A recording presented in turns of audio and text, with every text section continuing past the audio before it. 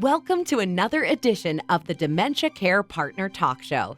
Now, here's dementia care expert Teepa Snow and your host, Greg Phelps. Do you live outside the continental United States? Well, in 2024, Teepa Snow and members of the Positive Approach to Care team will be hosting events in Australia, Hawaii, Malaysia, the United Kingdom, and more.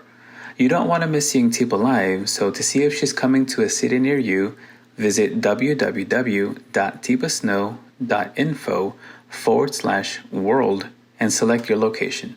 We hope to see you there. Hello and welcome to Teepa Snow's Dementia Care Partners podcast. I'm your host, Greg Phelps, along with Teepa Snow, and it's always interesting when a word or a phrase has two meanings, because later today we're going to be hoarding off an area for some construction in our house. In that context, hoarding is a temporary structure.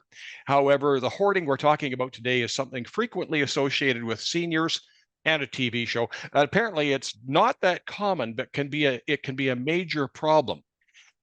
So are there triggers for this? Am I naturally going to start that because I like collecting things? I mean, how does one become a hoarder? Well, I think in many cases, it's a lifelong pattern. People have been, fearing not having enough. Interestingly enough, Greg, there is some research that suggests generational trauma and having in your family's past been without. And it doesn't have to be you. Apparently, there's a gene code that can switch if someone in your world had to do without, and it was traumatizing. And something happens in the chemistry and the RNA, DNA structures, and now you inherit that. So it may have been a generation or two back where they had nothing, they had to do without, and they had to survive. And the only way you could do it was to, when you found something, you hid it around you so you'd have it, and you'd have it when you didn't have something. And so finding and keeping became something that's how you survived. That's how a family survived, how an individual survived.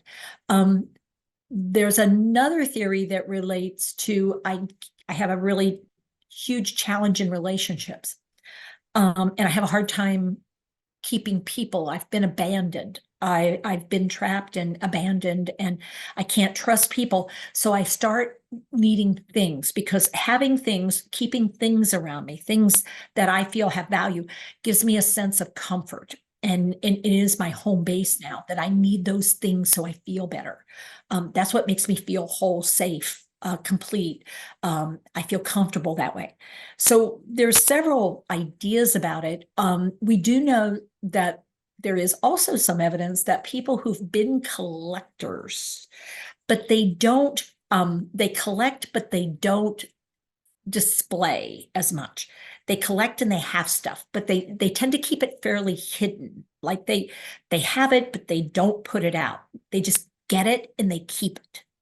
And they often keep it in spaces and places, but then they start keeping more and more of it. And then some people start developing a fear that others will take things from them.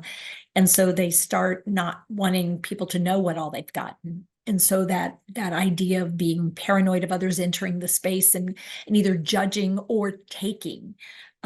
So people get more and more isolated. So classically, I think one or more of those patterns will start to emerge, and we'll actually look at people's history, and we'll be able to see sort of how they came into this thing we now call hoarding. I sat in on one of your classes, and I think we were talking at that point about bill paying and keeping mail and newspapers. And at that time, you had also suggested there was some people had felt a loss of control. Yeah. And so is it hoarding or is it control? I mean, the blurry lines everywhere, right? Really. And, the idea of I need to see things to feel comfortable that I know where they are. And so I need all my things out, but I don't want other people messing with my things. And so now I have them all stacked around so I can see them, but then I don't want people messing with them. And so the idea of it starts to look disorganized, and it starts to look risky and dangerous, and it is. because if I put it away, then I don't know where it is. So I have to have it out. So the hoarding is sort of like I just keep it and I keep it. And sometimes I keep it and I keep it hidden, but then the hiding becomes like the whole space is filled with the hidden stuff and I don't have room in the space for me. And the other might be more in control. I'm afraid you're going to take things away from me. And me having things means I am in control. Whether they're animals or stuffed animals, or whether they're pieces of paper, or whether they're soiled undergarments, or whether they're clothing that I purchased or something I got on the internet. It can be anything and everything. Where people find no value, I find value. Because people throw things away and I'll save them. And so it gives me a sense of control to save things. So once again, we asked Teepa a simple question, and we get a complicated answer, because it's not just one little thing, is it? It's never just one. I can't just push this little button and turn that off. You got it. Yeah. And so if I don't read the situation right, then I apply the wrong Band-Aid. And I actually can make the situation much worse. Oh, so you can push the wrong button for You sure. can push the wrong button for sure. And I think that's what's interesting I have watched it a few times just to see how they do this. The TV program is a lot of pushing the wrong buttons for long periods of time and then pushing more wrong buttons. But, people are often in really traumatic situations where they're going to lose everything. But, but then you've taken everything. So I've lost everything anyway, a sort of idea. And then I need to gain it back. So unless we have sort of a different kind of way of helping, it's not changing the thing that's really causing the thing to change. And so in the world we live in, we got to get curious before we get judgmental, and we got to hold judgment. And so I get a lot more success out of, well, wow, Greg, you have an amazing amount of things here. Wow. Now, is this something you've done recently, or is this something you've been working on a while? So you're going to do a lot of exploring before you leap into this.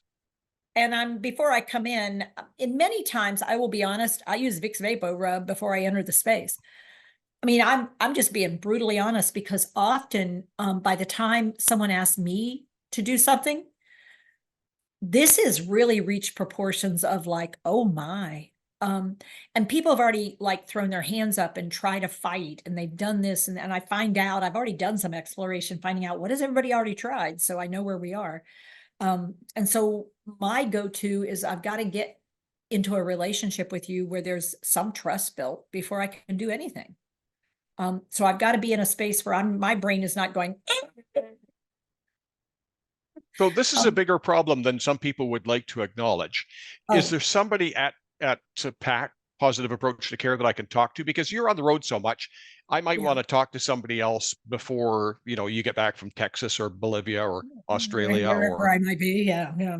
So, we have a couple of consultants who have some expertise and some background in helping people with cognitive kinds of work related to a deeper, like more intense. So we have some consultants who are much more tuned in, and we have other consultants who are doing different kinds of work, but we bring people in and figure out where are we.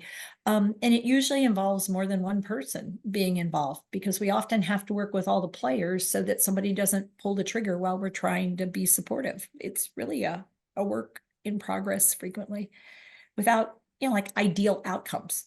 But we're looking for what's acceptable, not what the ideal is. And I think that's real important walking in.